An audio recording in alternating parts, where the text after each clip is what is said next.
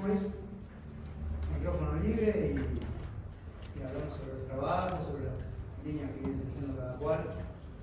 Hacemos una suerte de cosa en común de eso, sin receta mágica, por supuesto. Y después tienen 2 semanas para empezar a cantar, para repartirse las funciones si quieren ver lo del texto de Zizek.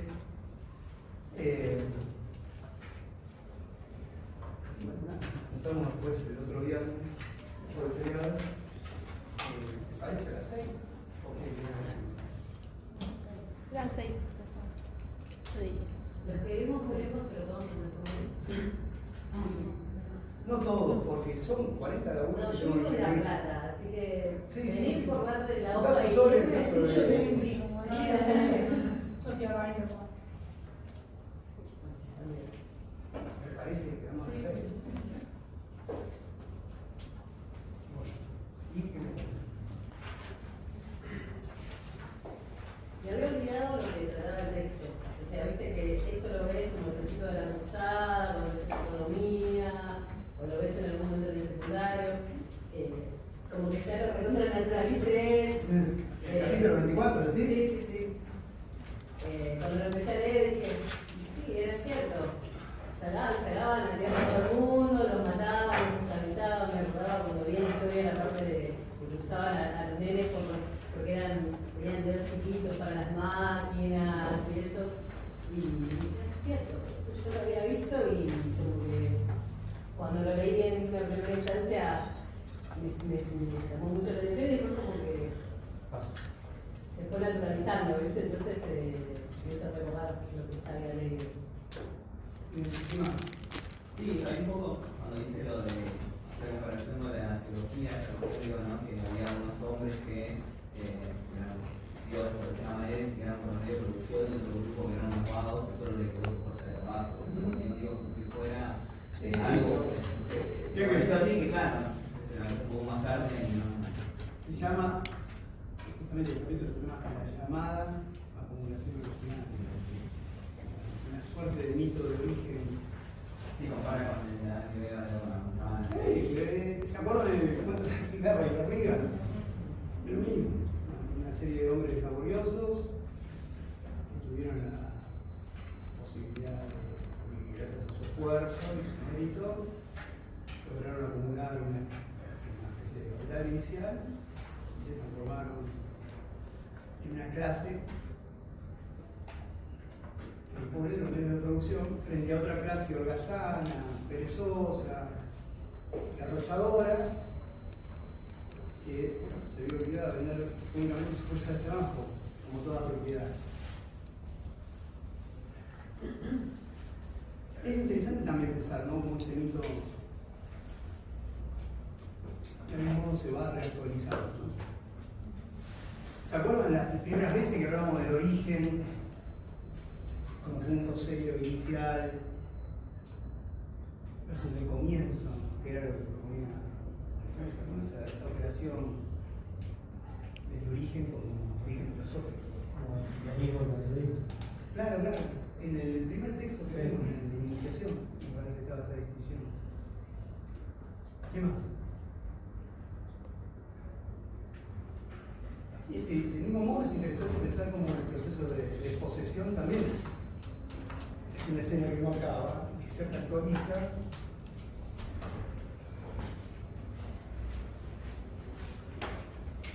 ¿No?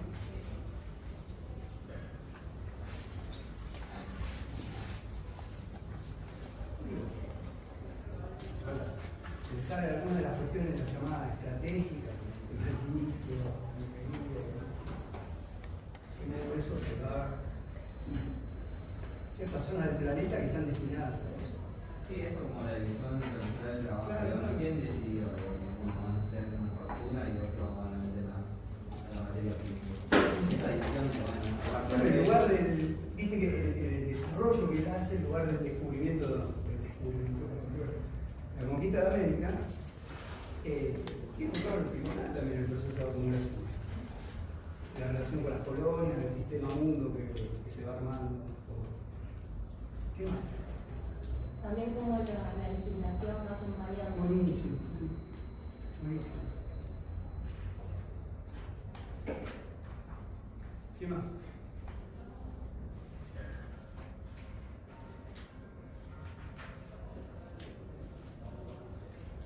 Es un texto sencillo de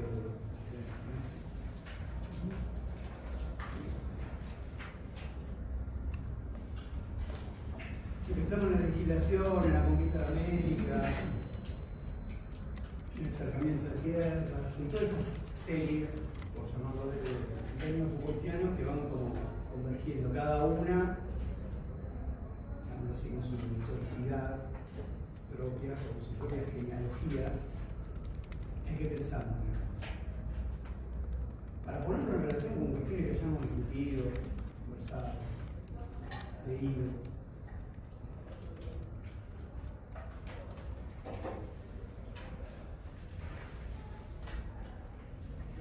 Y hoy tienen que hablar, así que vayan.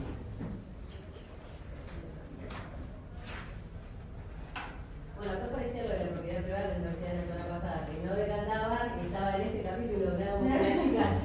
Él nos quería decir la semana pasada la propiedad privada y estaba en este. Que dice que en todo momento dice, bueno, Reagan, su fuerza de trabajo como propiedad privada, todo. Estaba acá.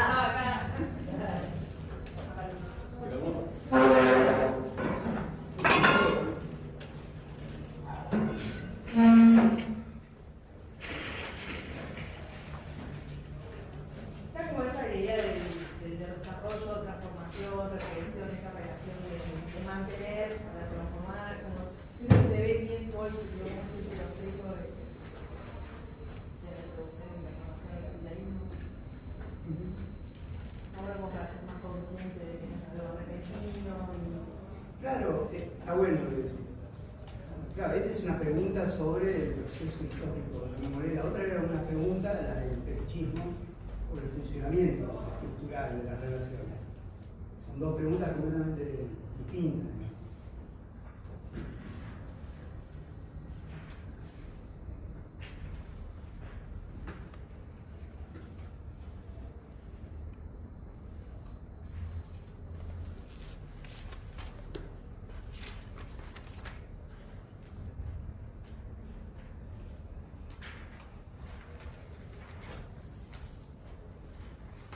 ¿Algo más?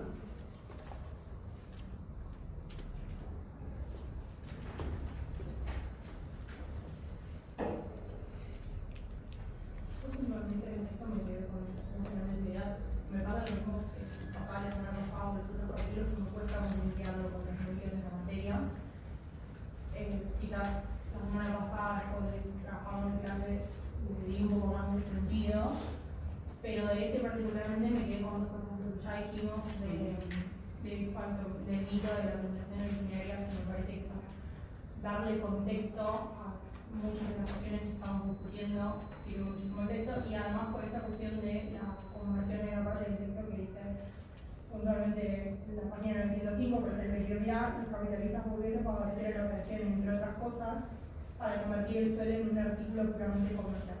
Eso me resonó, por lo menos a mí, me resonó bastante en relación a lo que estábamos hablando la semana pasada, pero a pesar de eso sí me cuesta como enganchar el texto con instrucciones que se trata de dar. Claro, por eso le preguntaba cuando la compañera, ¿cómo es tu nombre?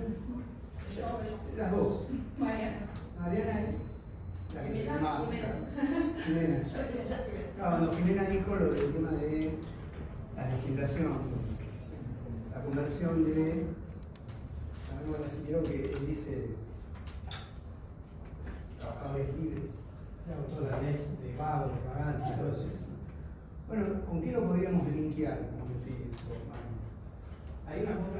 esa reconstrucción, digamos, del proceso histórico de una manera compleja, que no sigue una especie de despliegue únicamente de la legalidad económica en sus propios términos, sino que va tratando de entrecruzar determinaciones que no están estrictamente desatadas al organismo, pero que intervienen en su presentación, reproducción ampliada, transformación. Ideología puede ser. Como instancias ideológicas que intervienen en el proceso histórico, bueno, ¿con qué otra categoría que hemos visto? Respecto a cierta concepción de la historia, de la sociedad, Sí, pero es como salir de esa idea, o sea, de como todo es así porque Dios lo determina de una manera, no sé, el trabajo regular y demás, al salir de eso, digo, en el sistema más capitalista, buscar formas a través de legislaciones de derecho, digo, en estos aparatos ideológicos de Estado, digo, en diferentes estructuras, digo, no sé, de la escuela, la familia, para ir estructurando lo del capital en términos generales, digo. Hay una parte que leía recién así muy rápido, esta cuestión de, bueno, el asalariado, bueno, esta cuestión de cumplir una hora de trabajo a cambio de algo, porque nosotros somos libres, después nosotros vamos a trabajar, nadie te obliga en términos como legales, en términos de ir a trabajar, pero cómo hacerlo con una estructura de ya no algo externo como un Dios que vos naciste de un lado de esos dos Dios, sino cómo se estructura eso a través de diferentes formas de Está bien, pero por eso digo, ¿cuál es el problema que de alguna manera está funcionando ahí en estado práctico para volver a los términos de la clase pasada?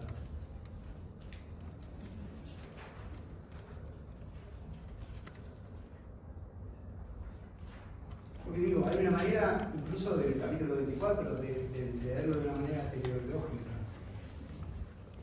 como la relación entre fuerzas productivas y relaciones de producción requieren que a determinado desarrollo de las fuerzas productivas se transformen en relaciones de producción para seguir potenciando las fuerzas productivas. Pero hay otra lectura que nosotros podríamos ensayar y que tiene más que ver con textos que hemos visto. Yo digo para retomarlo, recoger el guante de lo que dijo Mariana. A mí me cuesta linkearlo con el resto.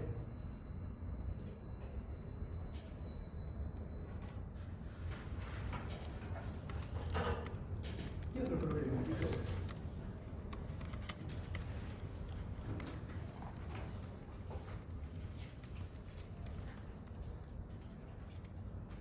El tema de la eficacia de la superestructura, como le decían, el tema de la maquinaria, está bueno.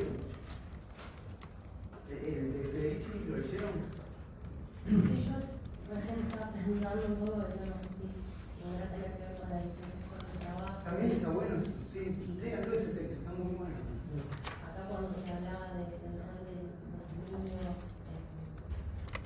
el proceso productivo, digamos, y las mujeres, y cómo a partir de las legislaciones también se las fue como llevando a su casa o trayendo a la fábrica, dependiendo de lo que convenía en ese momento, digamos, ¿no? Y también lo que socialmente se daba, si el varón tenía que estar mucho en la fábrica y después volvía, y quién hacía cargo de la distribución de ese salario, o sea, todo. Y de la reproducción de la fuerza de trabajo. Y también de la reproducción de la fuerza. Sí, sí. De las personas De las que son personas, necesarias para seguir claro. reproduciendo el sistema, digamos. Sí, que sea algo que tenía que vivir un poco más. No se podían morir niños, desde que trabajaban de gratis y para que la tuya. Podemos vincularlo también con la representación que se hace, o sea, cómo se veían sus vidas de mujer, de esta representación de mujer ama de casa, reproducir la fuerza de trabajo, o sos hombre, Claro, pero no es el mandato explícito, ideológico, digamos. Vos tenés que reproducir la fuerza de trabajo. El mandato en todo caso es la maternidad, la figura de la feminidad. Eso no es que oculta el modo en que se explota la reproducción de la fuerza de trabajo. Es el modo en que existe la reproducción de la fuerza de trabajo. Por eso les decía la otra vez con respecto al tema del fetichismo, no dejarse. Entiendo que hay una parte de Marx que se interpreta de ese modo, la forma mercancía ocultando. Y pensar más bien en términos de decir, es el modo de existencia de las relaciones sociales de producción, ese modo que se presenta evidentemente ante los hombres bajo formas ideológicas, la forma mercancía o la forma de lo que es una buena madre. ¿Sí? O sea, la explotación de la fuerza del trabajo no asalariado, en este caso es la mujer en su casa, criando a los chicos, alimentando al marido cuando vuelve de la fábrica, toda esa maquinería, digamos, fabril, que a nosotros nos queda ya un poco lejos. Y el modo en que eso participa, interviene en la reproducción de la fuerza de trabajo como trabajo no remunerado, ¿sí? eso no es algo que oculta, digamos, el modo en que se explota el trabajo, sino que es la forma de existencia ideológica de esa explotación laboral. ¿Entiende eso? No solo como una pantalla que oculta otra cosa, sino que se manifiesta de esa manera, en los términos ser una mamá, por ejemplo, ser femenina, ¿no? Bueno, nada, si no lo leyeron, no tiene mucho sentido. Pero traten de leerlo, el texto de Federici, ponerlo en relación con esto. Sí, de hecho, escribe, yo no lo leí todo, pero por lo menos en los primeros capítulos escribe qué era lo que pasaba en ese momento con las que no se sometían a ese momento. También. Claro, bueno. ¿Eh? Casa de Lucas. Claro, sí. Pero bueno, como que no, tampoco era el 100% de las mujeres que se sometían a esa situación de un poco jugar a lo que el sistema les estaba proponiendo en ese momento. Sí. Está bueno pensar, si querés, la no separación entre, por ejemplo, género y clase. El género no es una categoría solamente cultural, sino que también es soporte de relaciones económicas. ¿Sí?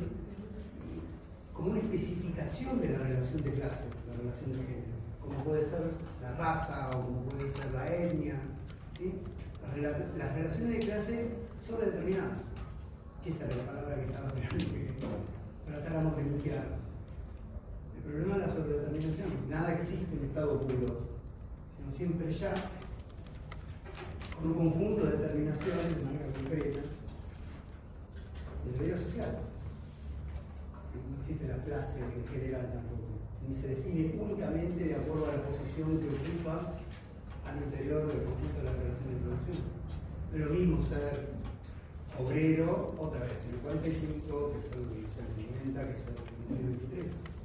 La condición no es la misma. La manera de vivir la condición no era distinta. ¿Es eso? No me queda la duda con sobredeterminación. Como que esa clase también me quedó como debería el agujero de que no vimos específicamente sobredeterminación. Hablábamos todos de todo lo que pensábamos que era sobredeterminación, pero como que sobredeterminado. En la clase pasada también dijiste algo que estaba sobredeterminado, pero yo la verdad digo. Multilateralidad, entre cruzamientos, ¿se acuerdan que retomé la cuestión de la interpretación de los sueños, el modo en que una instancia se vinculaba con la otra? ¿Y con determinación? Determinaciones Determinada y sobredeterminada. Es que no hay determinado unilateralmente, ¿sí? En todo caso, la distinción está en la unilateralidad o en la complejidad, ¿sí? Y la relación de determinación. Determinación es fijar límites. Determinar es fijación de límites.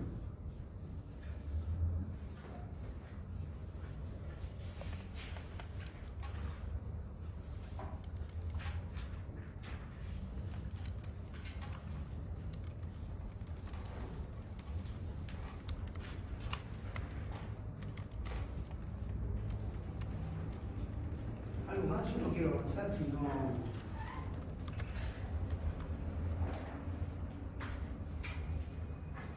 Eso cuando,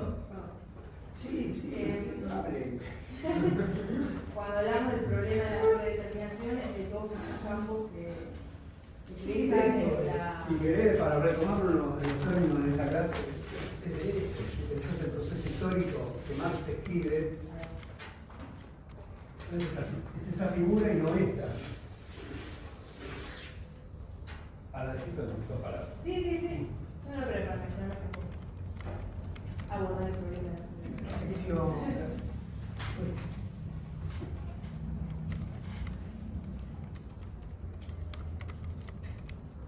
Sí, por ahí me pareció interesante pensarlo desde el otro lado, o sea, como el texto, nosotros nos estábamos poniendo ver la descripción de la situación de los explotados, pero esta es una obra económica y lo que mueve a Marx a hablar de la acumulación originaria y discutible es decir, ustedes me están diciendo acumulación originaria, o sea, es una discusión con la teoría económica. Sí. Porque ustedes me están diciendo acumulación originaria y, bueno, o sea, como discutiendo la ilusión que ese concepto económico comporta y ahí entonces se ponen a hablar de... Claro, exacto. Pero de alguna manera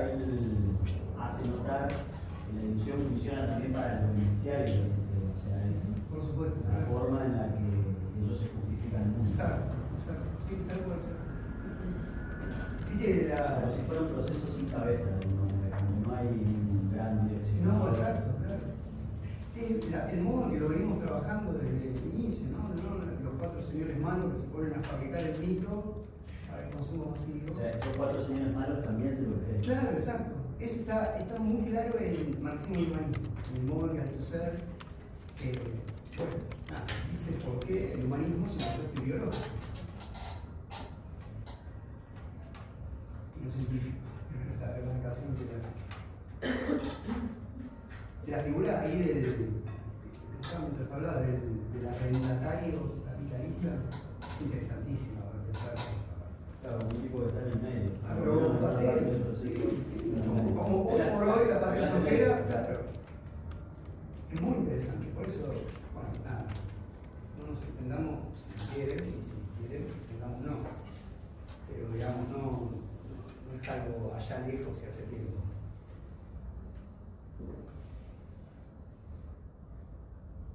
Que de algún modo nos refiere a circunstancias y determinaciones que efectivamente operantes.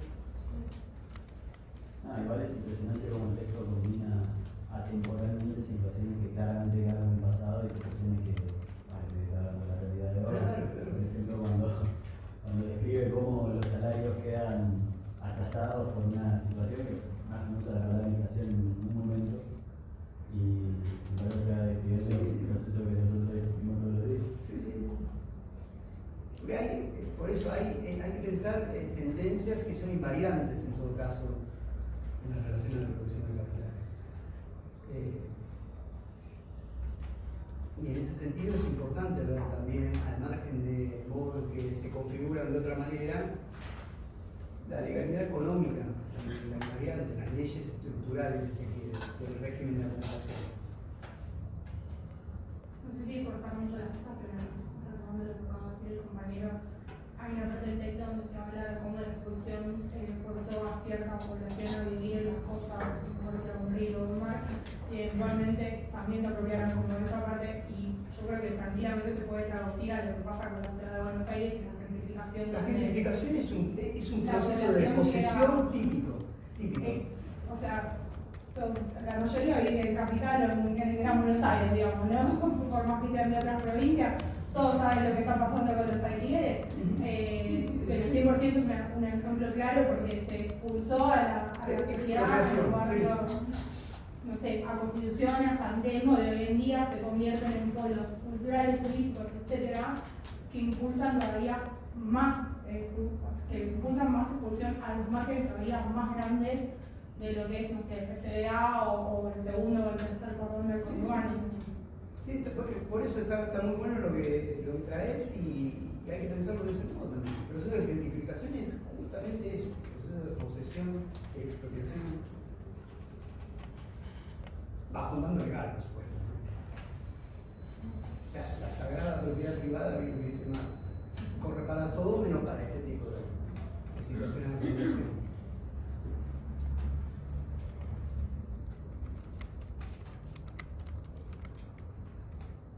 En el bloque anterior, no el de ayer, digo que la sorpresa, no sé, ahora avanzó, pero digo, ejemplo eso de que cuando con la discusión en el Congreso con el tema este de bajar las horas, cuando la OIA dijo como, bueno, tienen que trabajar más, digo, como, bueno, bajar la hora, ¿qué van a hacer con esa hora? En términos de lo que veníamos en la clase anterior de las horas necesarias, promedio, 2 horas, si supuestamente para promedio son 4 horas, 5, digo, porque la alcanzó 8. Entonces la cuestión es en este caso el de la OIA diciendo, no, lo que hay que hacer es trabajar más, digo, ¿qué van a hacer con las horas libres? Digo, entonces la discusión está de la libertad o la libertad, ¿hasta qué punto o para qué? Digo, la discusión en términos inclusive de capital, digo, ¿no? Por lo tanto, esto funciona, es necesario la situación de Sí, es muy interesante, sí, para pensarlo, nosotros efectivamente operantes, es interesante. Eso nos referíamos como unas ciertas leyes de funcionamiento de la relación capital-trabajo, que nunca se presenta en el Estado público.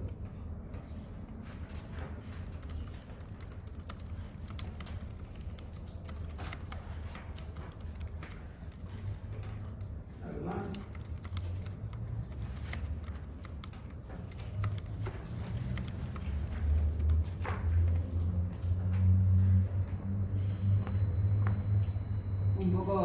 pienso con esto de la sobredeterminación y que decías que nada existe en estado puro.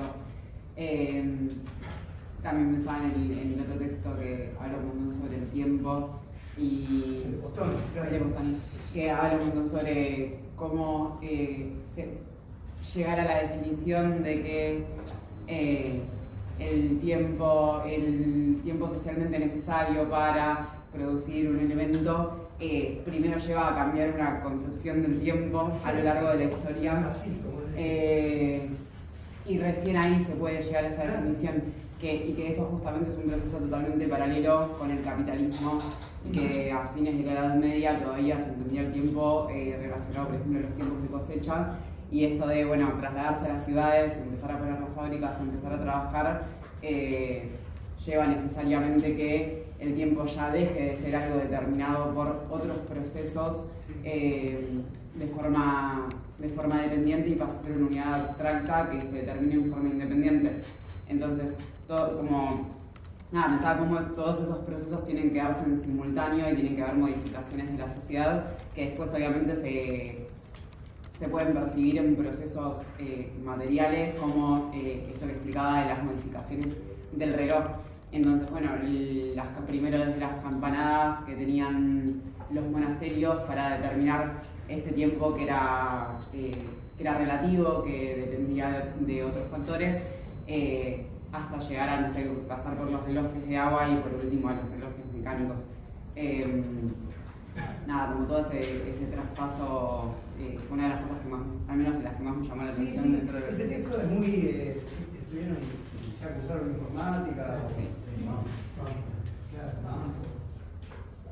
Y apunta al mismo lugar, porque es verdad, porque ahí hay una cosa que, por ejemplo, cuando hablábamos la otra vez de que para que el producto del trabajo revista la forma de valor, se requería una doble abstracción. ¿Recuerdan lo que habíamos dicho? La abstracción de las propiedades positivas, para que sea comparable una bicicleta con una heladera. Y por otro lado, la abstracción del equipo de trabajo empleado en la producción. Pero hay una tercera abstracción, que es la que trae a relación un poco más, que es la del tiempo. Pues, si el valor, la magnitud de valor de una mercancía está determinada por la cantidad de tiempo socialmente necesario para la producción de esa mercancía, bueno, ¿qué concepción del tiempo está manejando? La concepción del tiempo abstracto, como unidades cuantificables, divisibles, comunes, como variables independientes, dice el doctor, respecto a la concepción del tiempo como variables dependientes de la unidad. Bueno, lean, ¿no? También es un texto que está buenísimo. No sé cómo viene con la lectura de los textos. ¿Cómo le llaman? Complementario o de acercamiento del tema. Bueno, aprovechemos estas 2 semanas. Hay alguien que me olvidé y ya le dejo el paso a María. Hay 2 textos más que se agregan para la realización del trabajo. Los tienen ahí. Uno es de Mara Blomman y otro Robin. Extrema coyuntura. Bueno, no en el programa está. Después también tirar algunas cuestiones interesantes para pensar, para traer después a la clase, o mismo para intentar pensarlas en función de la elaboración del trabajo. No dejen de leerlo, traten de ponerse al día con la otra bibliografía que quedó a un lado, porque todo va enriqueciendo. La discusión. Este botón que trae la compañera es importante. El de Federici también, bueno, y varios que fuimos en la dinámica de la cruzada dejando a un lado. Bueno, sin más presentaciones, Mariano.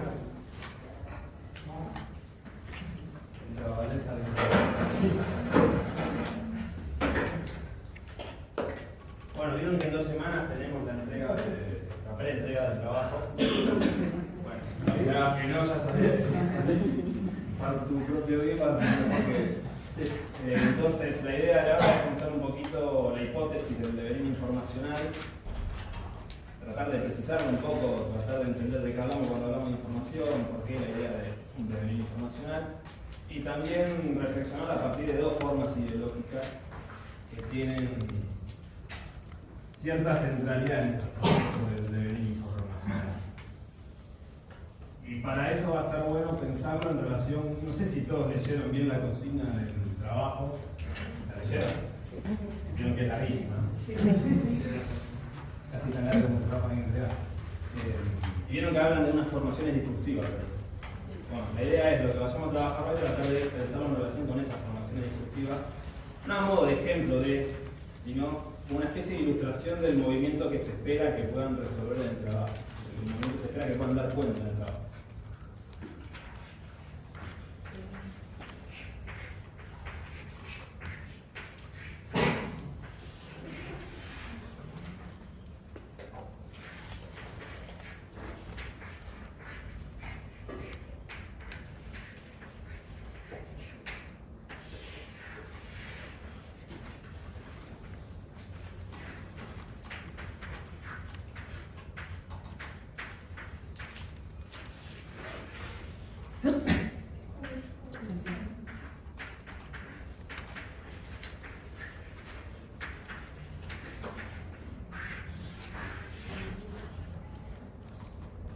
Devenir. ¿Qué implica un devenir?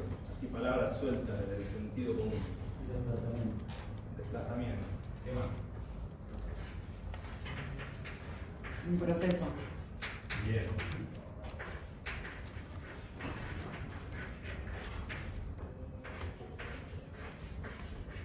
¿Qué más podemos pensar como devenir? Sucede como en el presente. No, no es una palabra. Sucede en el presente. Hacia el futuro. Hacia el futuro. Y viene del pasado. Y viene del pasado. Como todo en la vida. Digamos un proceso. Claro, exactamente. Y ahí termina el trabajo. Claro. Sí. ¿Alguna otra palabra que podamos pegar a devenir? Transcurso. Transcurso. Me gusta otra que empieza con trans, me gusta un poco más. Transformación.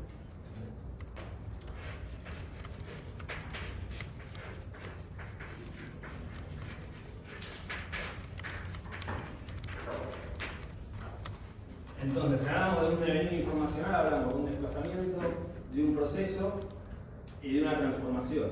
Y si eso que se está transformando está deviniendo, es la transformación de algo que está en curso. La transformación está ocurriendo, o sea, la compañía en el presente. Una transformación en curso.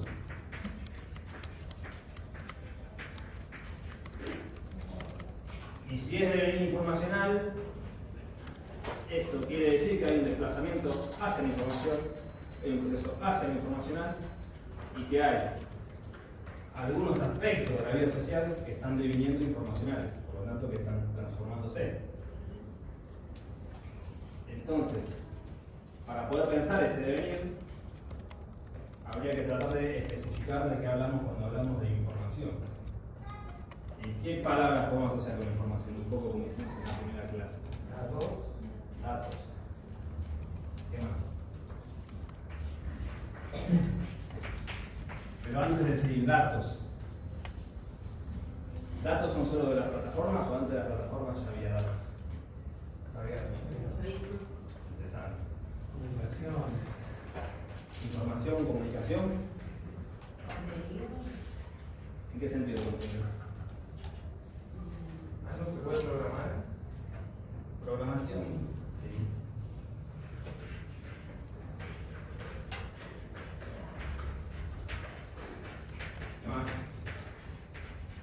Es el análisis de esos datos, no los datos como solamente presentes, sino como con un proceso posterior.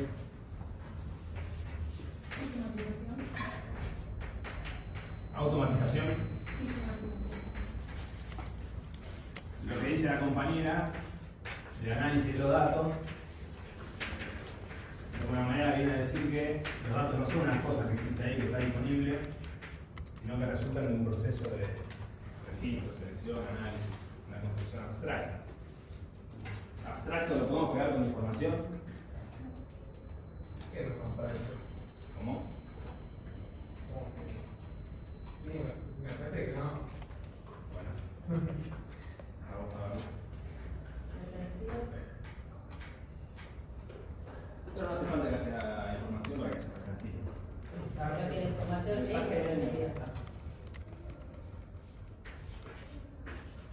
Pero sí hay algo en las mercancías que podemos pensar en relación con eso. ¿Alguna palabra cercana a mensaje de los sistemas más tradicionales básicos de la comunicación? ¿El código no es? El código.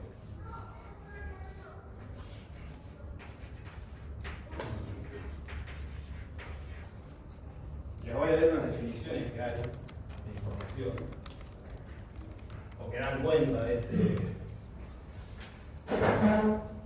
desplazamiento, para ver cómo aparecen todas estas palabritas.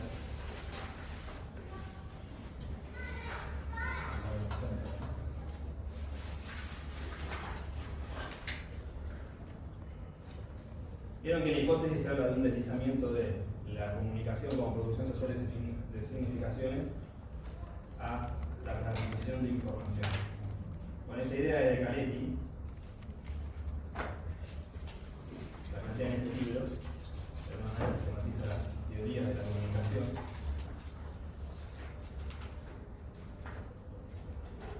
Y ahí es interesante pensar a partir de este desplazamiento.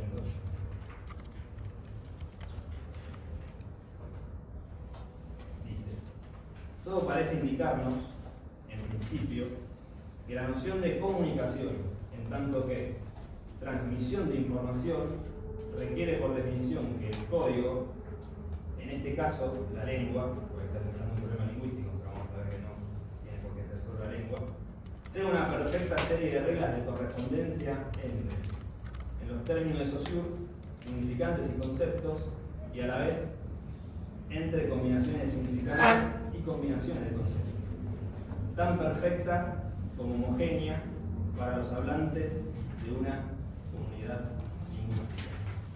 ¿Qué está señalando acerca del problema del código esta cita? ¿Salió de vuelta? Tiene que ser compartido. Tiene que ser compartido. Y además, esta noción de información en relación con el código, la transmisión de información para que sea eficaz, ¿qué tiene que pasar con el código? ¿Cómo? No, tiene que ser comprendida de una forma dentro del mismo código, tanto por el receptor como por el emisor, para que haya un estilo de comunicación o recepción correcta de información. Para que haya plena correspondencia. La unidireccionalidad tiene que ver ahí con la teoría matemática, algo que se puede retomar, con la plena correspondencia entre el emisor y el receptor. Pero para que haya plena correspondencia entre el emisor y el receptor, ¿qué tiene que pasar con ese código? Decodificado. Tiene que ser perfectamente comprensible por ambos. Es decir, ¿qué problema se tiene que eliminar? ¿El problema del qué? Del ruido, exactamente. Entonces, si hay un devenir informacional, hay un devenir ¿qué? Comunicacional. El ruido es inevitable. El ruido es inevitable. Pero entonces, el devenir informacional implicará una tendencia o una operación que procura hacer que con el ruido. ¿Eliminarlo? Claro. ¿Y cómo se elimina el ruido? ¿El ruido qué puede ser el ruido? Porque hay la comunicación humana. objetividad, si yo soy objetivo, entonces elimino el ruido. La objetividad podemos pegarla con información. Pero, ¿Qué puede ser el ruido que iba a decir? ¿qué puede ser el ruido de una comunicación humana? Cualquiera. Lo contextual, pues. ¿En qué sentido lo contestar? Justamente por el contexto hace que el mismo mensaje pueda ser ambiguo, interpretado de diferentes maneras, y eso es lo que genera ruido En WhatsApp del emisor al receptor. Entonces dice el contexto, pero podemos decir la historia, o la cultura, sí, por ejemplo. La instancia ideológica, sí, también. ¿Qué nos falta en WhatsApp? ¿Por qué hay ruido en WhatsApp? Porque no está el tono, porque no estás en la misma situación en el mismo momento. No está la gestualidad, La gestualidad. lo que WhatsApp llama la relación, el aspecto relacional de la comunicación. Pero si decimos que el devenir informacional tiene alguna relación con eliminar o atenuar el ruido, implicará una operación de qué ese devenir informacional. de lógica que se trata de universalizar la cultura. Una operación de Codificación. exactamente, de codificar el ruido. Y si yo codifico el ruido, ¿qué puede ser el ruido? Una diferencia cultural, una diferencia ideológica. Si codifico el ruido, logro la plena correspondencia entre emisor y receptor. Por lo tanto, la información tiende a atenuar el ruido, a eliminar el ruido y por lo tanto eliminar algo así como el exceso. Perdón, ¿qué sería la codificación del ruido? La codificación del ruido, pensara, la podemos pensar de múltiples maneras. Vieron que Marx en El Capital habla del lenguaje de las mercancías. ¿Qué implica el lenguaje de las mercancías? Lo que decía Lean recién de una triple abstracción. ¿Qué se abstrae? Para que exista el valor como tal. Se abstrae el valor de uso de la mercancía, las características particulares de los trabajos particulares de los distintos oficios que significan esas relaciones mercantiles. Y si vos pensás, por ejemplo, la datificación y las predicciones algorítmicas implican también un movimiento de abstracción y de equiparación de actividades sociales muy dispersas que pasan a formar parte de un lenguaje común. Claro, no es sacar el ruido, es hacer como que no existe. No es que toda la data que vos estás bajando, el tipo hizo clic acá porque yo hice el asunto así. No, hizo clic, pero hay 1000 variantes. Pero la palabra que nos falta de medir es tendencia, detención de. Okay. Desde esta perspectiva teórica, ¿el ruido puede desaparecer de la vida social? No, el punto es que el devenir de información implica una operación de captura, si se quiere, sobre el ruido. ¿A través de qué? De su codificación, de la abstracción, por ejemplo, de las coordenadas espacio-temporales, que implica la aplicación en plataforma, pero de manera tendencial, no total y absoluta. Tendencial, no total ni absoluta. El mundo puede ser predecido, puede ser predicho, perdón. No, pero cada vez tendemos hacia eso. ¿En qué sentido? Por ejemplo, entre las cosas que mandaron para revisar, era como que, bueno, así como que animaduros, sino que no aprendieron a gestionar sus emociones. ¿Para eso dónde lo mandaron? En médico, los insumos para chumbear. Entonces es como que, está bien, eso que es racional, en realidad todavía no terminó de ajustarse al código. O sea, es como que cada vez nos vamos metiendo más en un sistema predecible o más predecible. Hay información, una palabra que falta ahí que podemos pegar precisamente es predicción. La ilusión de volver predecible la vida social. Y si es predecible, se torna ¿qué? Controlable. Entonces también podemos pegar información a control. Leo otra cita de Caletti para pensar también la cuestión de la información y darle un poquito más de precisión. El concepto de información supone la existencia de un código único y estable al cual precisamos remitir para entender su significado los signos de un mensaje. De vuelta, forma más sencilla, pero el mismo planteo que leíamos antes. O sea, el problema del código tiene un lugar central en el devenir informacional. Operación de codificación. La codificación requiere abstracción precisamente, porque lo que se hace es abstraer de ciertas coordenadas espaciotemporales para integrarlas en las actividades sociales o lo que fuere en un lenguaje único, una especie de lenguaje único abstracto. Una pregunta. El devenir informacional entonces sería poder entender qué fuerzas chocan para que la creación de ese código y cuál es su transformación hasta algún momento de la historia. No lo pienses como fuerzas que chocan, sino como una tendencia ideológica y discursiva operante en esta coyuntura, en este tiempo histórico. Más desde la práctica, o sea. Totalmente. Vieron que. Pero lo que quiero es ver la variabilidad de ese discurso, o sea, cómo fue cambiando, cómo fue transformándose. Trabajar su eficacia. ¿En qué aspectos de la vida social? ¿En qué materiales discursivos de esta coyuntura podemos ver operando ese devenir informacional de la cultura? ¿Y qué interpelaciones? Claro, yo creo que tengo que buscar la historicidad de ese discurso o si tengo que encontrar la efectividad de ese discurso. Y en 8 páginas es difícil dar cuenta de la historicidad de eso. No, pero puedo nombrar diferentes situaciones por las cuales puede ser que en esta coyuntura se esté dando este discurso. ¿Por qué estamos hablando de libertad? Más bien se trata de seguir un camino inductivo. ¿En qué sentido inductivo? De tomar ciertos materiales discursivos y ver qué elementos se reiteran ahí que a vos te permiten decir, bueno, acá está operando, por lo tanto es más una pregunta por la eficacia, el devenir informacional de la cultura. ¿Y algo, cómo se traduce en la práctica? Sí, la práctica que no necesariamente es ritual en términos de ustedes, sino también la práctica discursiva. Sí, ¿cómo está funcionando? Hablar de formación discursiva y algo así, discurso o no. Sí. Pero la formación discursiva, si bien hay una conjetura en el programa, entonces necesitamos a partir de cierta formación discursiva, vos la formación discursiva la reconstruís en los materiales. No es que la vas a ir a confirmar ahí, como decirlo, bueno, aplicarme, bueno, yo tengo esto y lo aplico acá. Si más bien hay que encontrarla en estado práctico, en esos materiales discursivos. Es como la semana pasada hablaba, ¿no?, de la igualdad, ya estaba funcionando en estado práctico para que los comerciantes, los productores, pudieran equiparar en el mercado sus mercancías, por lo tanto, igual. Bueno, de alguna manera la hipótesis del programa plantea que la información ya está funcionando en estado práctico. Es reconstruir de qué manera, en términos ideológico y discursivo, la información está funcionando en estado práctico, en esta coyuntura. Y una pregunta, ¿se arranca desde una hipótesis con los materiales de la hipótesis es el devenir de la información de la cultura? No, pero por ejemplo mi hipótesis de, bueno, esto es, yo empiezo a ver, acá hay discursos que me noto que tienen algo similar a lo unido y ahora quiero explicar su eficiencia. Yo arranco con una hipótesis y voy a buscar la hipótesis a los materiales. Yo haría más bien camino inverso. Okay, pero el trabajo te exige una conjetura de análisis y la reconstrucción de una creencia. Pero enmarcado dentro de los tres ejes que tenemos.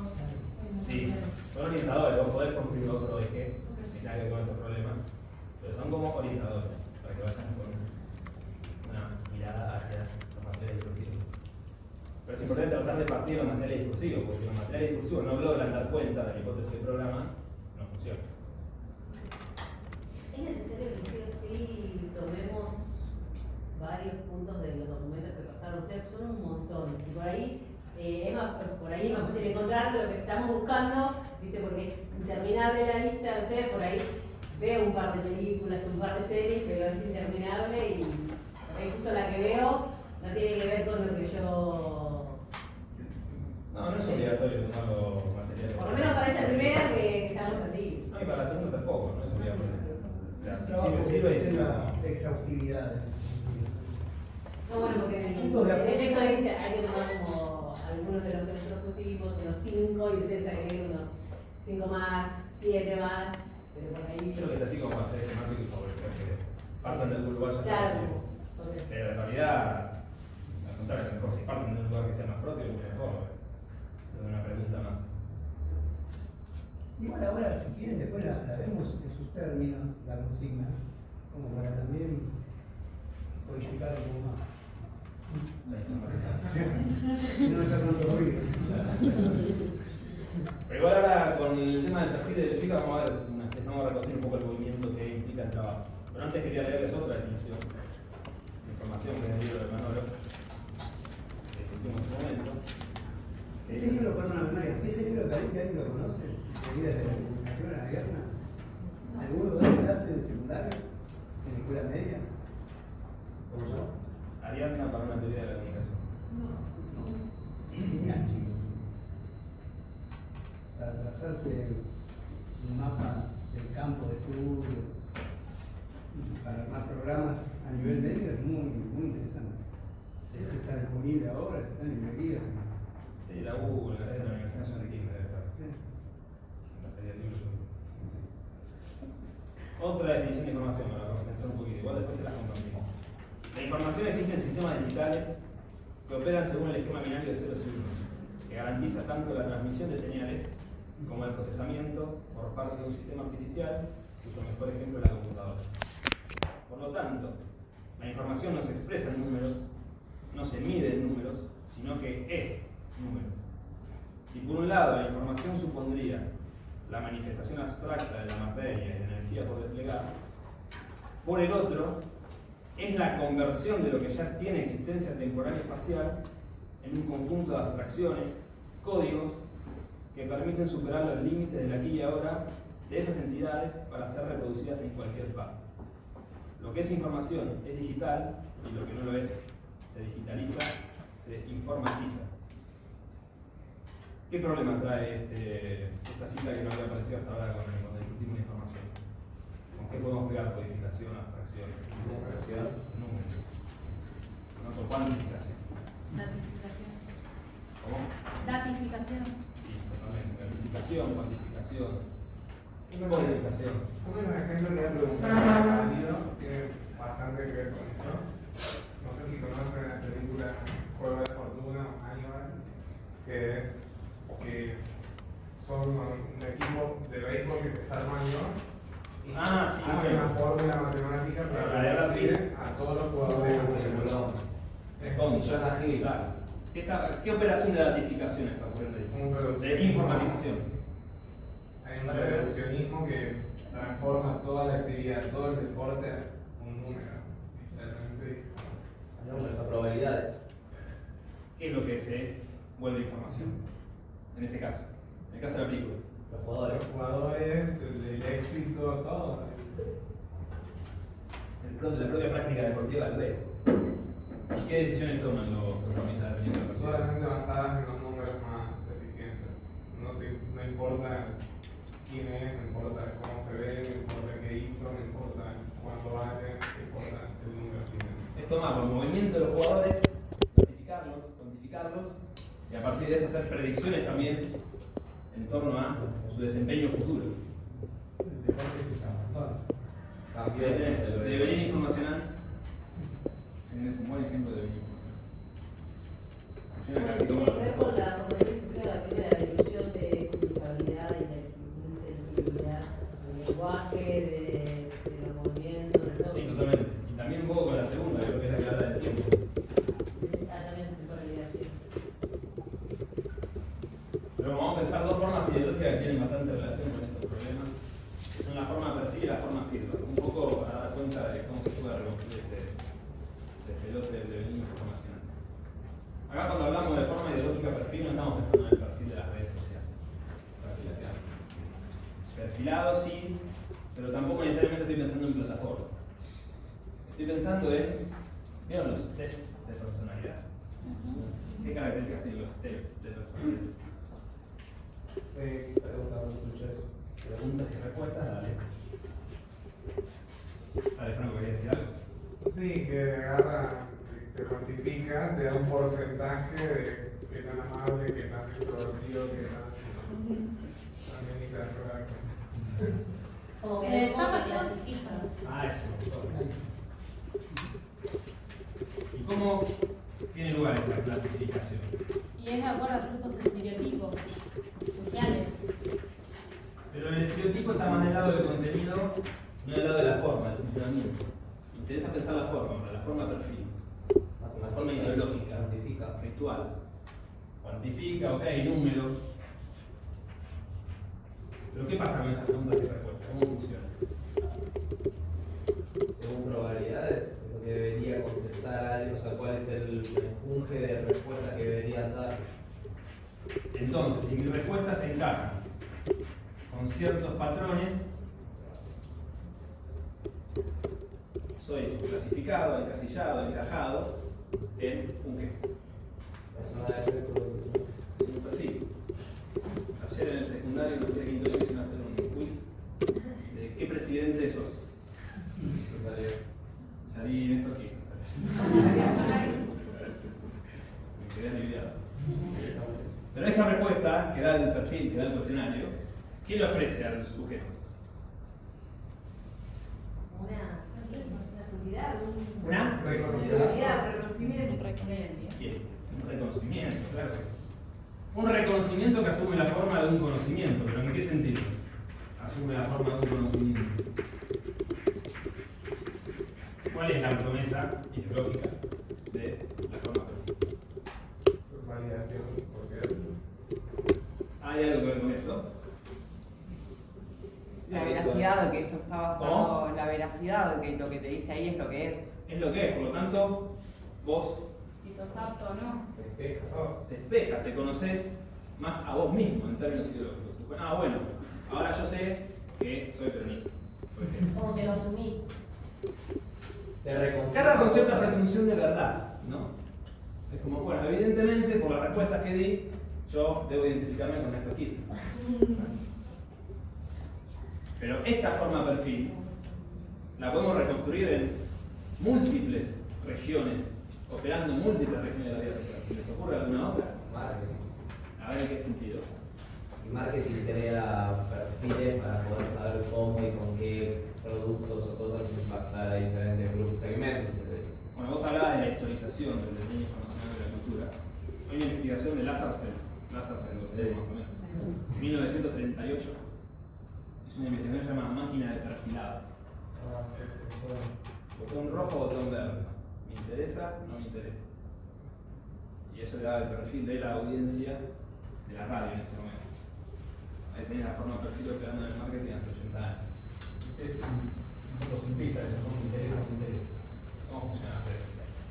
Pero no funciona tan así, o sea, hay cosas que por ahí en cierto modo te interesan hasta un cierto punto, Sí, cosas claro. que no te van a interesar nunca, y depende mucho de Pero la operación de perfilado, ¿qué implica? un reduccionismo. Segmentar. Una abstracción, una segmentación, una clasificación. Pero todo eso implica un reduccionismo enorme, o sea, todo esto lo podemos reducir a esta fórmula, a este botón. A Sí, este. yo iría a abstraer a la construcción de ciertos patrones. Como si de una forma determinada, en los perfiles busca algo determinado. Vos decías, no sé si me acuerdo antes de los pasos, había uno en la Nación que decía cómo más cerca estaba de un punto, o no de la izquierda o de la derecha. Pero ¿cómo funcionaba ese test de a quién vas a votar? Tenía una serie de preguntas. La pregunta exactamente de cierto, de caso por de la voz. Creo que eran 5 caritas, ¿no? Una carita de la carita más enojada, la carita más contenta. Con frases de los candidatos, ¿puede ser? Todos conocen el test de la Nación. Sí, A favor de votación de armas. Sí, de armas. Claro, cada candidato ofreció unas definiciones sobre ciertos temas a la Nación puso la frase tal cual, entonces vos, interpelado como sujeto a ser perfilizado, debías responder con caritas, con emojis, a esas frases, ¿no? Tenía 5 grados, era el más enojado al más contento. No, esa que no lo tenía, ahorita esa decía, estás muy de acuerdo. Ah, sí. Estaba muy entusiasmado, ¿no? Bueno, pero sí, bueno, 5 caritas eres Enojado, ¿no? Sí, entonces en función de la respuesta que vos le dabas a la frase de cada candidato, ibas a parar un gráfico que te mostraba en qué punto del gráfico, que creo que era, no sé si progresismo o Conservador. Claro, progresista y relleno derecha, exactamente.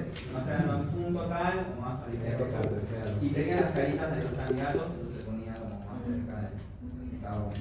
Pero lo interesante de estas formas, como el test del voto de la nación o estos cuestionarios, estos perfiles de personalidad, es pensar la relación con todo esto. ¿Implica una abstracción en el funcionamiento de esos perfiles? Sí. ¿Por qué? ¿Qué? ¿Devenir informacional? Claro. ¿Por qué podemos pensar que la forma perfil tiene relación con el devenir informacional? Que son todos esos perfiles usan manipulan los discursos. Porque elimina el ruido. No como la idea de manipulación. Porque elimina el ruido. ¿En qué sentido viene el ruido? Deja por fuera todo lo que no está siendo codificado correctamente y está fácilmente. Implica una operación de codificación. En ese caso, ¿de qué? De las decisiones de voto. O de las identidades políticas, por ejemplo. ¿A qué son reducibles las identidades políticas en el test de la nación? A 5 candidatos. A 5 candidatos y qué más. Aparecen esas frasecitas.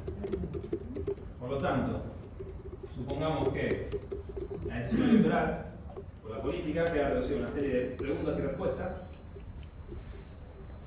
y a una predicción de tu preferencia de voto en función de tu respuesta a estas preguntas. Es decir, tiene una operación de codificación, por lo tanto una operación de informatización. La política se vuelve información. Reducir el ruido es una codificación. La codificación es una operación que procura Reducir el ruido. sí, de nuevo, eliminarlo. Bueno, Pero vos decís que en ese ejemplo había una predicción. Claro que hay una predicción. Pero, o sea, la diferencia que yo veo en ese ejemplo del test de la nación es que es un perfilado que extrañamente no quedaba como propiedad del que hace el perfil, o sea, de la empresa, por ejemplo, sino que era como otorgado, no, porque era, no sé de qué manera se quedan los datos, pero no es lo importante. Pero no es lo importante, o sea, el perfil te lo daban a vos para que vos te enteres lo que vos pensás. ¿Se entiende? Está buena ¿No es? esa frase. Para que vos te enteres lo que vos pensás. Está bueno.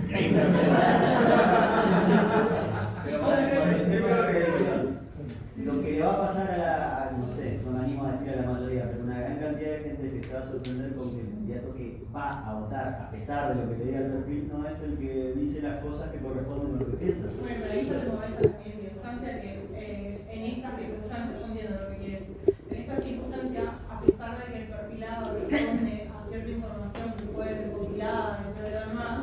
el individuo no se espeja, sino que se pone en tensión a sí mismo con una respuesta que quizás no es la que pensaría en primera instancia, no sé.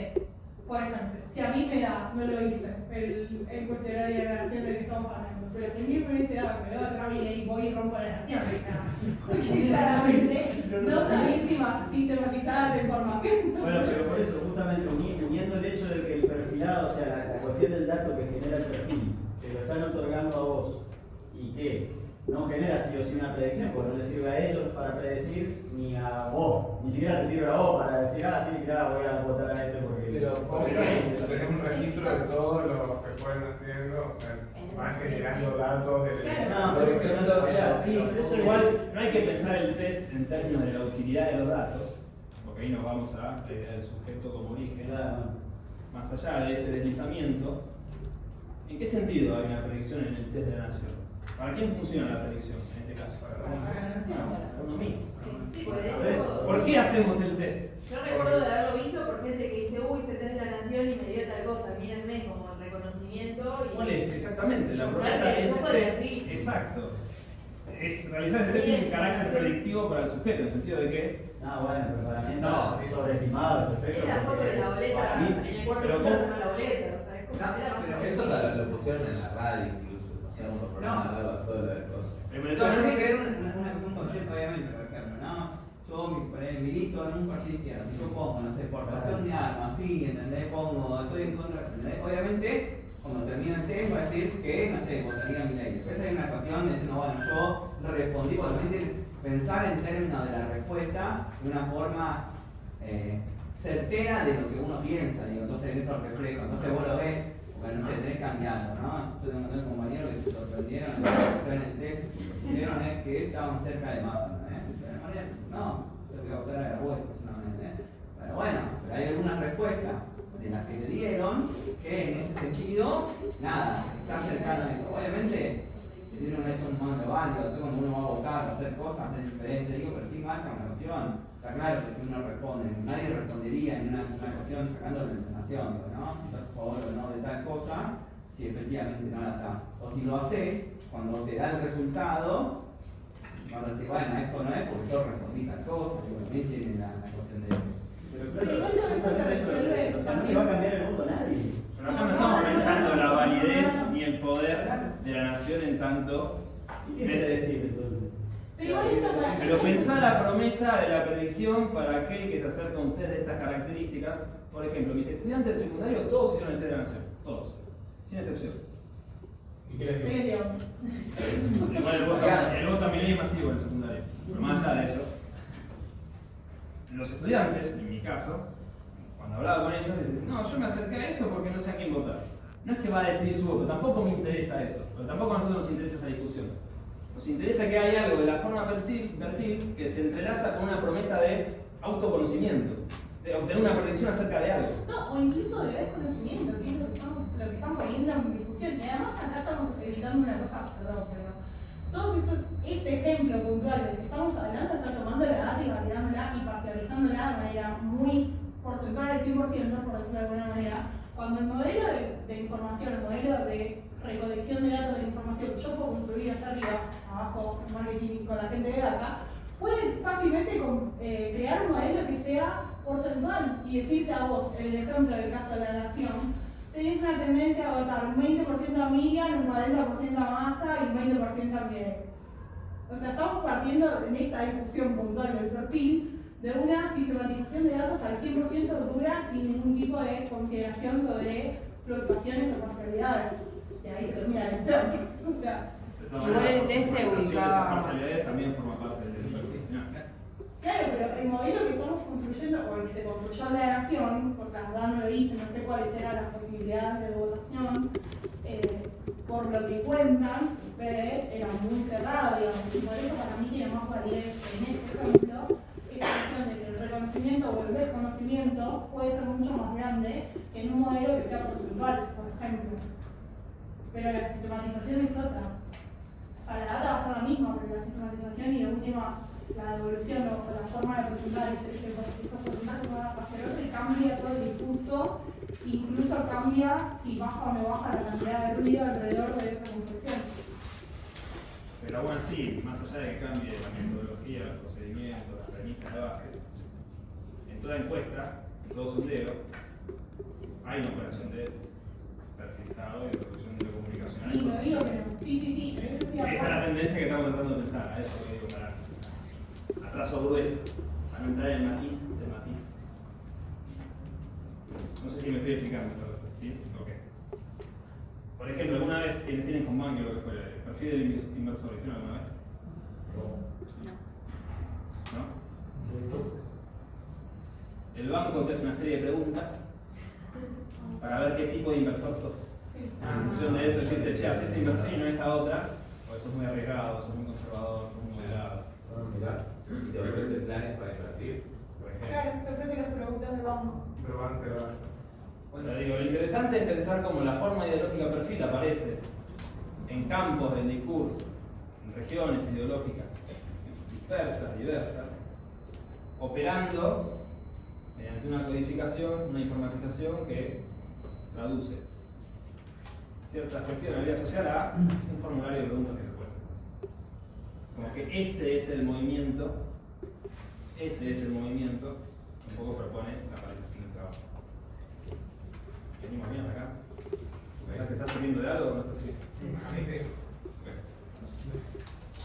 Vamos con el feedback, así después ya dejamos lugar a comentarios más específicos acerca del trabajo. ¿Qué es el feedback? ¿O por qué les parece que el feedback va a aparecer acá antes del otro? Bueno, sería el resultado que te daba todo el quiz que hiciste de la nación, del banco, de todo. Algo tiene que ver con Y si lo aceptaste también. Tomar decisiones después de tener esa información. Bien, sí. El feedback tiene que ver con un emisor. Dale.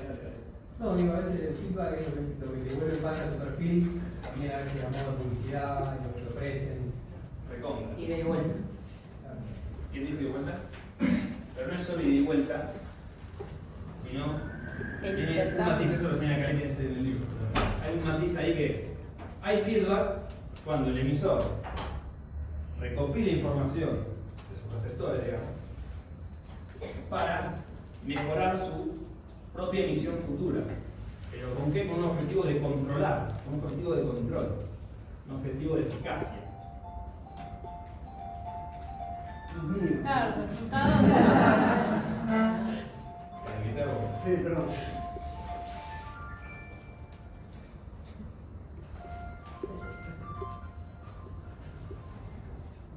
Y el feedback en tanto forma ideológica, en tanto funcionamiento, ¿en qué gran, no sé cómo llamarlo ya, decimos, en qué gran objeto técnico, si se quiere, de construcción técnica privada está operando? ¿Qué pasa? El principio del feedback, tal como lo presentamos recién, ¿Y los mismos de respuesta? La gratificación. No, sí, eso ni hablar, pero ¿en qué? Los celulares. Sí, los celulares sí, pero pensemos un gran objeto técnico que ha concitado atenciones en los últimos Los meses. celulares, Google las redes. ¿No es Big Data?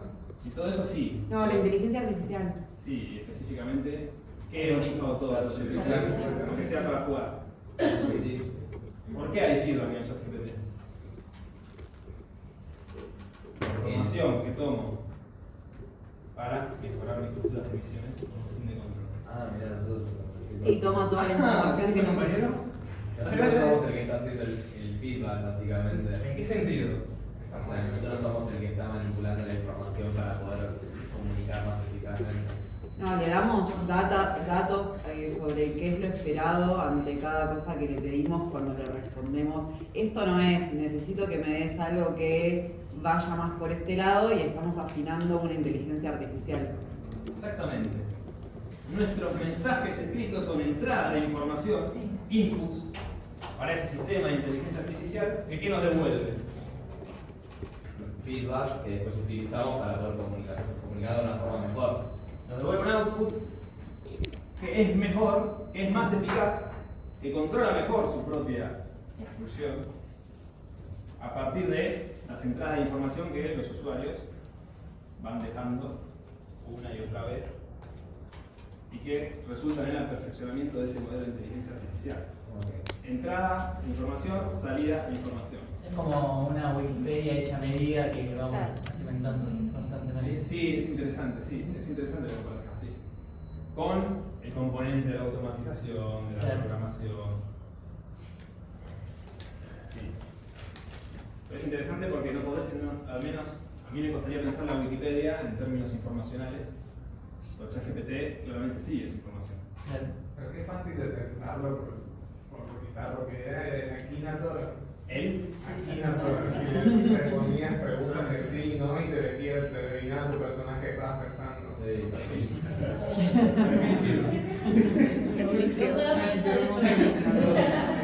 realmente increíble. Era muy bueno. Yo le llevaba autores de acá de la facultad, nos sacaban un... Sí, pero después ponía quién era, No, ya sabía para la próxima. Falló la promesa clara, es el feedback. Sí. Nunca, pero... No cumplió con la promesa ideológica en la base de ellas. Feedback. Pensemos en la política, en qué gran... ¿Encuestas? Bien, sondeo. ¿Por qué hay feedback en el marketing político? Porque si te devolvés lo que pensás, ellos agarran esa información y dicen, gente piensa que tiene que hacer esto y lo hacen para subir en ese perfil más popular, más abarcativo. Entonces, la sí. política en realidad se utiliza para reperfilar al candidato todo el tiempo. Perfil y feedback van de la mano. Porque más que un perfil del segmento de usuarios o del segmento de votantes, lo que se trata es de hacer coincidir al candidato con todos y cada uno de ellos, así tengas 10, digamos, en distintos ámbitos. Bueno, una operación de feedback multiplicada. Sí. Una operación de ajuste. ¿Cómo? No, los focus group esos que en la red también son Sí, que todo el de políticos hacen. A veces pareciera que es como feedback respecto a qué es lo que causa más furor. Cuando Miguel sale a decir, por ejemplo, yo voy a cerrar el CONICET, dice que durante 3 o 4 días no se habló en las redes sociales, se habla solamente del CONICET. Si hay que cerrarlo, no hay que cerrarlo, si sirve para algo, sirve para algo.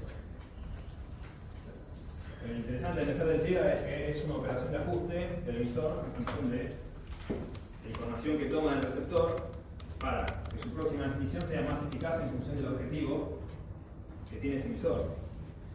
Y en ese sentido, lo significante, el sentido, se reduce a información de entrada, información de salida. En el caso de la dirigencia política, supongamos, hice una encuesta sobre lo que fue el focus group, no sé cuánto, el candidato que hace a partir de esa información. Y reacomoda el discurso. Se reprograma. Feedback.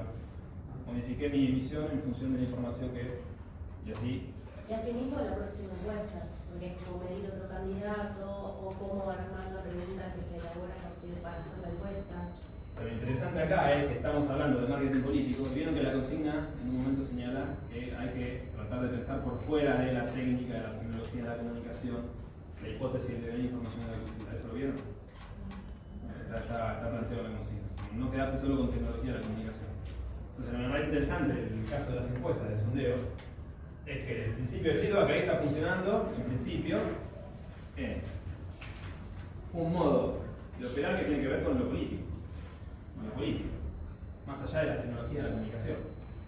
Entonces, lo interesante de pensar el devenir informacional de la cultura es quizás partir de algo que tiene que ver más con una tecnología de la comunicación, pero para ir hacia otros ámbitos, hacia otras regiones. Es un poco el movimiento que propone el trabajo. Lo mismo pasaba con el perfil. Vos tenés ahí una forma que tiene que ver con la codificación, con la informatización, con la abstracción ejercicio reiterándose, no sé, en el perfil del inversor, ahí tenés economía, tenés test de personalidad, inteligencia emocional, el voto, política, entonces tenés una forma que se reitera, una regularidad. La consigna habla de unidad en la variedad, de hecho, vamos a decir regularidad de la educación. ¿Pero se entiende el movimiento más o menos que estamos planteando? ¿Sí? ¿Alguna pregunta?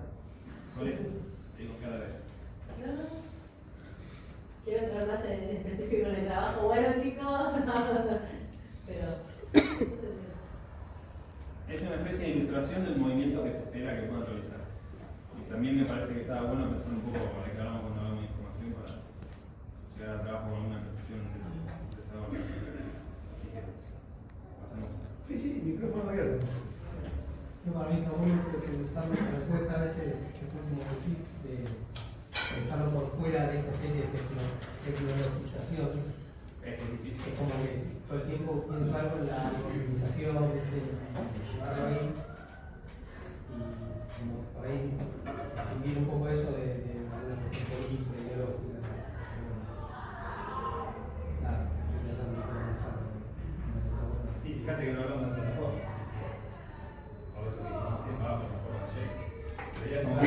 Partir de una forma ideológica, un modo de funcionamiento para ir.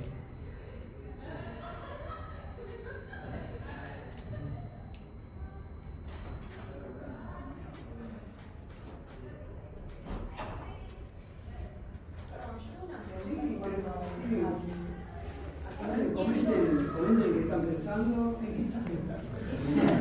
Estoy pensando en el concepto de creencia que establecieron en la consigna de trabajo. No entiendo qué hace referencia con la creencia. Una frase que a vos te parezca resume. Sacada de los textos No, o como una suerte de condensado de lo que vos estás trabajando y rastreando en esos materiales. Viste que son. Sí, porque tengo una frase por eso. Son frases que pueden resumir un cierto funcionamiento. Mañana se acaba el mundo. Entonces, en el trabajo tenemos que agarrar, buscar distintos textos en distintos formatos y dar cuenta de ellos del devenir informacional de la cultura. Encontré un montón, está plagado de películas, series, libros y cosas que hablan. Y hay un punto que me llama mucho la atención, que es el de programar a los humanos para sincronizarlos. Está lleno, desde la naranja mecánica hasta el mundo feliz, hasta... Alicia en el País de las Maravillas, todo habla de programación. Sí, es verdad. Ahí, primero, quedan la consigna. Luego, fíjense que hay como tres ejes que son orientadores, son como paraguas. Sí, creo que entraría en el primero. Pueden entrar transversalmente los tres. Uno es cómo construirse el argumento. Y luego, fíjense qué relación van a mantener con los materiales, con el archivo. Si el archivo es parte del objeto, donde uno ilustra cierto funcionamiento a partir de esos archivos discursivos, audiovisuales o lo que fuera, o el archivo es parte de lo que refuerza el argumento que ustedes están sosteniendo. ¿Me explico? No es la misma el estatuto del documento si funciona como discurso de mi propio argumento que si funciona como aquello que es objeto del argumento. ¿Se entiende eso? Tengan esa relación presente, digamos, al momento de tratar los materiales. ¿Cómo me vinculo con el material? A partir de que, primero y ante todo, hay que construir una opinión. Sí, está bastante especificada. Luego, me parece que en muchos casos lo que se da es que el material funciona para ilustrar el argumento que uno viene sosteniendo, la hipótesis, y en otros casos el material funciona como objeto de esa hipótesis. ¿Me explico? No debe diferencia. Bueno, la hay, porque es como vos, ¿cómo tomás un enunciado para ponerte en estos términos? O cómo tomás una nota de la revista Argentina. ¿La tomás como parte de tu marco teórico o la tomás como aquello que estás analizando en cierto funcionamiento? Es distinta la función que cumple el material. Lo mismo con una película, con un medio o con lo que fuera. Es distinta la función que cumple el documento ahí respecto del argumento que vos estás sosteniendo. Entonces, en ese sentido, traten de no atinar de un lado para el otro, digamos. Tengan en claro si el argumento se construye y los materiales audiovisuales, escritos o lo que fuera que vayan a elegir funcionan como lugares de ilustración de ese argumento que refuerzan el argumento o como lugares de funcionamiento donde vos ponés la lupa para señalar ese funcionamiento en ese material. Digo por el tema de la naranja mecánica o cómo lo utilizás, o no sé, el capítulo de Black Mirror. ¿Lo utilizás para ilustrar un argumento que venís sosteniendo o lo utilizás como una superficie en donde se cristaliza ese devenir informacional? ¿Se entiende eso? Síganme. Yo tengo pensado una frase que es como una creencia que está como de moda ahora y me parecía que estaba bueno para relacionar con los primeros textos, que era lo de que manifestar pensamientos y actitudes positivas puedan influir en la atracción de eventos beneficiosos para la vida de todos nosotros, ¿no? Por ejemplo, como estaba Ivana Nadal que decía soltá a tu hijo muerto para que te sientas mejor y no te enfermes, cuando fue la pandemia, y bueno, y varios discursos que se repiten, no sé, en TikTok, en varias también series de Netflix, como una creencia que repita eso, y bueno, y todas las cosas de donde, digamos, ataca ahí la ideología y de donde, digamos, cómo trabaja todo ese discurso, ¿no? Donde se repite y todo eso. ¿Esa puede ser una creencia o no va por ese lado? La creencia, insisto, si lo leemos es eso, es una frase que condense los diversos modos de aparición de esa formación discursiva. A esta frase la denominaremos creencia. Ejemplo, ya no hay nada que hacer con este mundo, solo queda vivir el día. O los problemas sociales actuales son demasiado complejos para que lo resuelva la mente humana. Claro, está bien. Es como un enunciado que vos ponés y te parece que resume ese argumento que va a desplegar. Bien. Pero insisto, chicos, igual, se trata de una aproximación. No es necesario ni que lo resuelvan ni que lo tengan absolutamente. Bueno, pero a partir de ahí, de esa creencia, tenemos un texto que nos vaya a decir, bueno, podemos ver que, no sé, se utiliza la expresión de, bueno, yo le voy a explicar lo que Mariano, por ejemplo, utilizando la inteligencia artificial se puede ver lo que pasó en la historia, en los jeroglíficos tales, o en la medicina, no sé, las enfermedades, a través de la inteligencia artificial se pueden descubrir soluciones, etc. Vamos especificando eso en un texto. ¿Dónde vemos que pasa eso? Entendí mucho sobre A partir de la creencia, no sé, todo a hoy es comunicable. Se puede decir, bueno, perfecto, me comunican tal cosa, la inteligencia artificial lo lee y me dice lo que vos estás haciendo o lo que estás pensando. Sí. Bueno, tengo que buscar huellas en diferentes materiales que justifiquen eso. Claro, hay que desplegar un argumento, insisto, porque está bastante claro, me parece, respecto de cómo es el tipo de aproximación. Veamos nada de última, a ver si. Preentrega. Descripción, fíjense la modestia de los enunciados, ¿no? Descripción y justificación del archivo. Constará de 2 páginas como máximo. 2 celular. Título tentativo.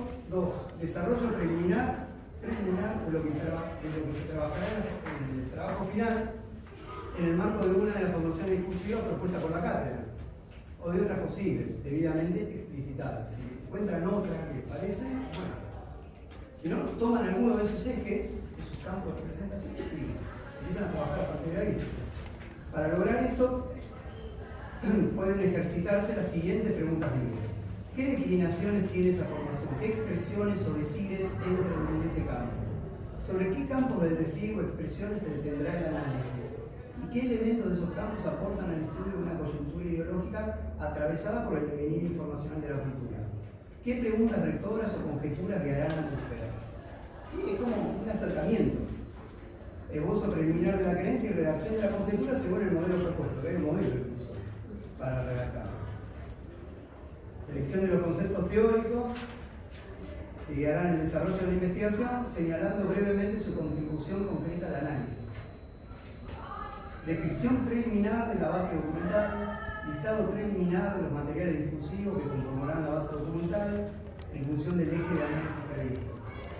Justificación general de la elección de sus materiales discursivos a partir de la explicitación del modo en que ellos permiten dar cuenta de procesos ideológicos relacionados con el eje de análisis propuesto. ¿Por qué se considera que la conjetura mencionada en el punto 3 puede abordarse a través de sus materiales seleccionados? Aproximación. La próxima entrega podemos cambiar la bibliografía, agregar cosas. Absolutamente, sí. Bueno, como una preentrega con un dispositivo de filtro. De acuerdo a la devolución, ustedes se autocorrigen, se autorregulan, o no, o persisten en su deseo. Está bien. Pero está bueno para pensarlo como un dispositivo de feedback. De la misma manera que es un dispositivo de feedback, si ustedes me hacen así con la cabeza, no se entiende nada. Yo voy autocorrigiéndome y autoajustándome en la medida en que reaccionan o no a modo que o armamos un argumento. En eso me parece que Marian era específico diciendo que no pensemos en este tipo de cuestiones solamente relacionadas, pensemos relacionadas con la tecnología o los aparatos. Estaba pensando justo cuando hablaban de WhatsApp, de que no tiene la gestualidad y por qué es imposible eliminar el ruido. Como eso tiende a codificar así, incluso todo el tema de la gestualidad, vieron los tips por la gestualidad, cómo controlarla en una entrevista de trabajo, por ejemplo, ¿no? Y si me raspo la barba, eso significa estoy nervioso. O si me... Bueno, la ampliación de los emojis apunta a eliminar el ruido de la poca gestualidad que tiene WhatsApp. Y todo tiene, cada significante tiene un significado, un hilo. Sí. Pero bueno, la Ese ampliación... movimiento de codificación es lo que daba cuenta Mario en ese momento. Por ahí en los emojis puede ser, pero por ejemplo, salió una nota, había leído que alguien le pidió a su jefe si podía faltar en el trabajo, y el jefe le mandó una manito y él no fue a trabajar y lo echaba. Entonces la cuestión es nada, uno interpreta la manita como bien faltar, según el código. Bueno, exactamente, entonces eso es lo que digo, el ruido en WhatsApp es como también una interpretación muy compleja. Y con el audio, digamos, hay un montón de cosas que lo que son, No, pero digo cómo incluso se ha tendido a codificar aquello que parecía lo opuesto a la codificación posible. Entonces, la gestualidad, la tonalidad de voz, y cómo eso se traduce, ¿vieron? Como la lotería, que sueño con un caballo y le tengo que jugar al 16. Bueno, es el mismo mecanismo. Bueno, lo que plantea Manolo, los porcentajes, los modelos porcentajes. Claro, absolutamente. Yo creo que debe haber una catarata de autores, un montón de materias de la facultad donde podemos discutir la diferencia entre el intento de ponerle emoción e interpretación a todos estos sistemas de los que estamos hablando y la distancia con el cual más lejos también hay un sistema algo de diseño. Sí. Lo que hay que entender es que este tipo de dispositivos, de tendencias, se montan, capturan algo que funciona de hecho. O sea, el nivel de información dentro del proceso de comunicación existe desde siempre. No hay un nivel de información básico sin el cual no podríamos entender lo que decimos. O, no sé, o cerrar la puerta. Eso es un nivel de información. Uno responde a la orden. Cualquier exhortación supone un nivel de información en donde alguien comprende el mensaje, por decirlo así. O sea que, digamos, eso no es que no funciona o es una especie de imposición y ahora nos vienen a convencer a todos de... Es una captura, con ciertos fines instrumentales, de algo que funciona. De hecho, en la vida social, digamos, en la cuestión cotidiana.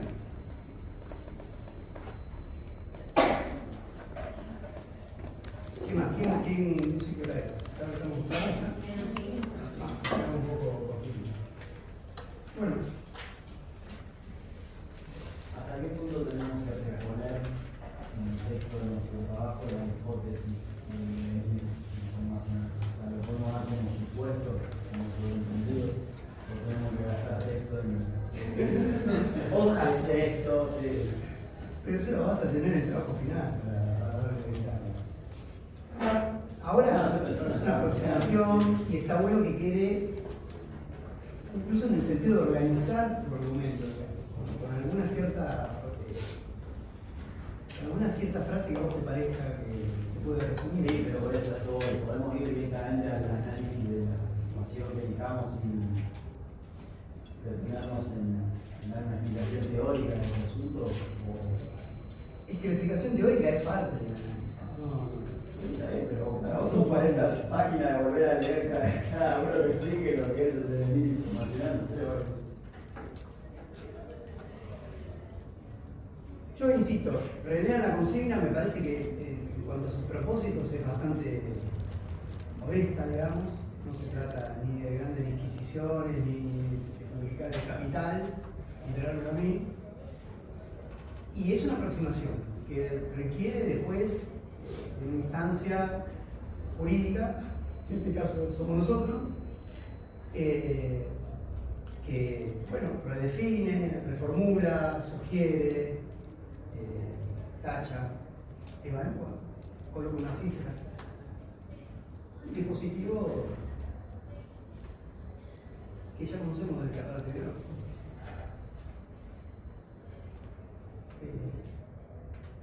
Pero digamos, soy muy recurrente, pero lo primero es leer la consigna, es tratar de ver qué es lo que están pidiendo y sobre eso tratar de ver de qué forma se construye un argumento. Lo fundamental es el argumento.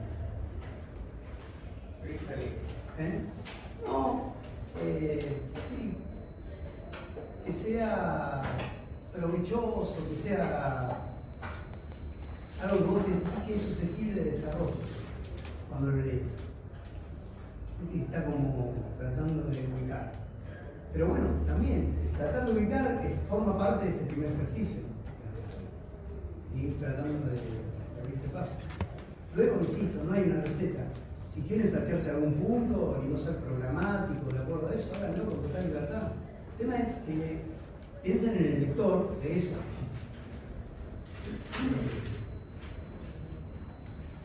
Y tratar de explicarse también. Bueno, quedamos a las 6 entonces. Yo veo con movimientos. Nos vemos. Eso es un regalo. Si quieren hacer una catarsis, lo hacemos. Yo porque si no yo voy a venir para